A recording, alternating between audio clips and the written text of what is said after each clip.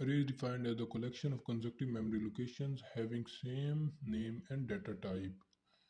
मतलब है कि collection of conjunctive memory boxes जिसके अंदर हम अपना डाटा स्टोर करते हैं वो लोकेशन हैविंग सेम नेम जिनका एक ही नेम होगा लेकिन उसके अंदर बहुत सारी मेमोरी स्टोर होगी मतलब वैल्यू स्टोर होंगी और डाटा टाइप होगी।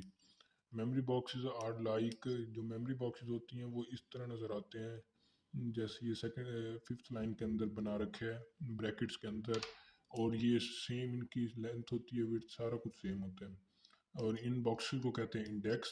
जो अरे को लिखने का तरीका है वो है सबसे पहले डाटा टाइप देंगे जो भी हम चूज़ करें इंटीजर फ्लोट करेक्टर स्ट्रिंग और फिर अरे का नेम और फिर उसके साथ हम उसका साइज़ दे देंगे मतलब हमने 10 की अरे क्रिएट करनी है तो फॉर एग्जांपल हम इंटीजर क्रिएट कर रहे हैं तो इंट अरे की नेम पे इंट ए साइज़ के अंदर हम दे देंगे जैसे ऊपर हमने 5 बॉक्सेस क्रिएट किया तो इंट ए इंटू 5 ये हो गया अरे का इंट्रोडक्शन। अब जैसे हमने कुछ एक प्रोग्राम जैसे बनाना है कि इनपुट लेनी हो तो इनपुट लेने के लिए मैं प्रोग्राम लिखता हूँ।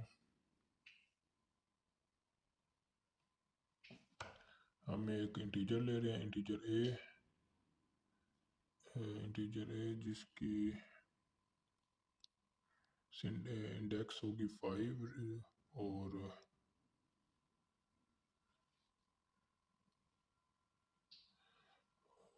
इंडेक्स है इसकी 5 इसमें हमने जी अब इसकी हमने वैल्यूज़ लेनी है। अगर हमने यूज़र से इनपुट लेना है तो हमें लिखना होगा सी इन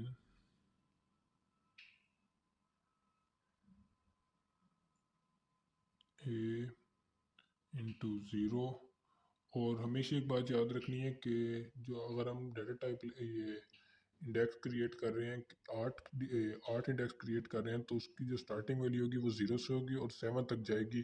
अगर हम 8 क्रिएट करें तो 8 कभी भी नहीं होगा।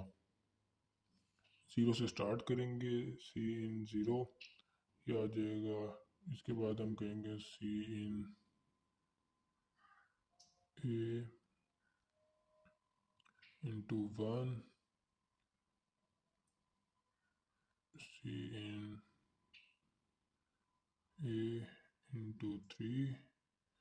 अब हमने सिर्फ अभी 3 इन सीन करवा रहे हैं कि आपको समझ आ जाए।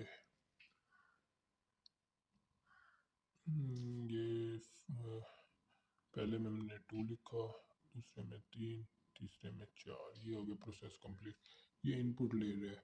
इसके बाद जी अगर हमने इसको अगर हम ये चीज़ आसानी से करना चाहते हैं हम लूप लगा सकते हैं इसके ऊपर।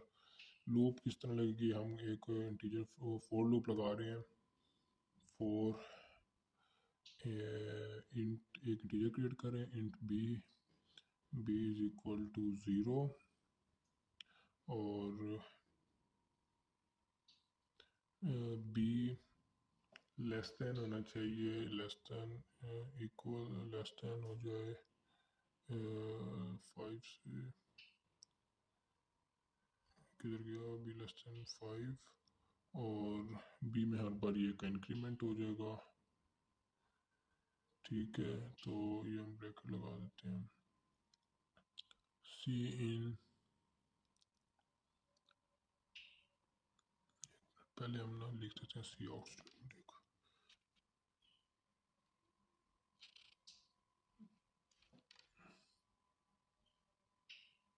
सी out enter value for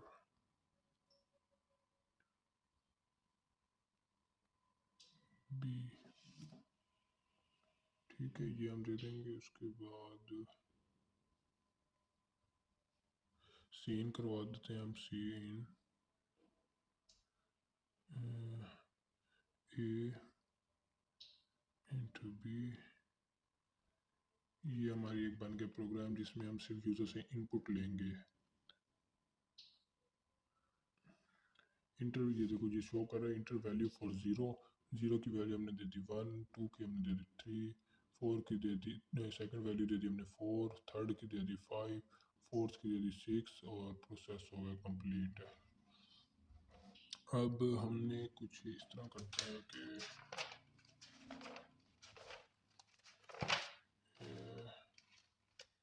programme बनाते हैं जिसके अंदर हम डाटा यूज़र इनपुट भी यूज़र से लेंगे और उसको जो वो इनपुट देगा वो सारी आउटपुट में शो करवाएंगे। अब यही है, मैं इसमें थोड़ा से बढ़ा देता हूँ, इसके इंडेक्स कर देते हैं हम 8 और बी की वैल्यू हम बढ़ा देते हैं 8 तक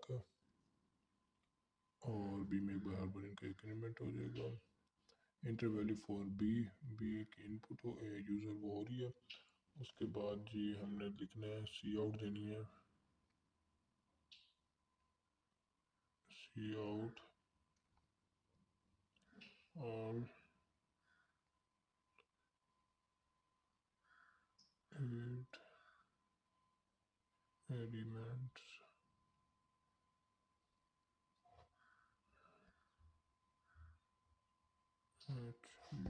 ये लगा देंगे। इसके बाद एक लूप क्रिएट कर रहे हैं हम फॉर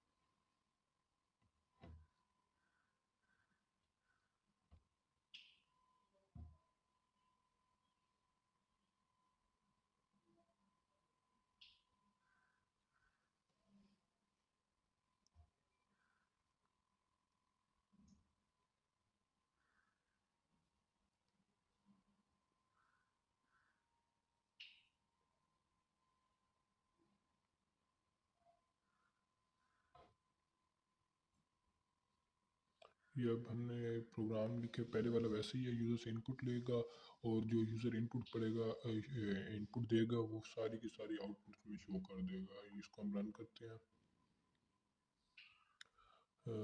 0 की वैल्यू 1 दे दी, 2 3 4 5 6 7 और 8। All the 8 elements are 1 2 3 4 5 6 7 8। ये हमने यूज़र से आउटपुट भी आ गया, ये यूज़र इनपुट देगा, ये इनपुट देगा वो हम आउटपुट भी शो करवा सकते हैं। अरे का फ़ायदा ये होता है कि हम जैसे किसी भी क्लास में एक क्लास का डाटा है पुट करना होता है, मतलब कि एक क्लास में जैसे 50 की स्ट्रेंथ है तो हर बच्चे के लिए अलग अलग नहीं होगा। अब इसमें हम ये प्रोग्राम बना सकते हैं, जैसे अब डाटा यूज़र हम खुद अपनी तरफ से कोई वैल्यूज पुट कर देते हैं तो हम डाटा यूज़र ये भी हमें पूछ के बता सकते हैं।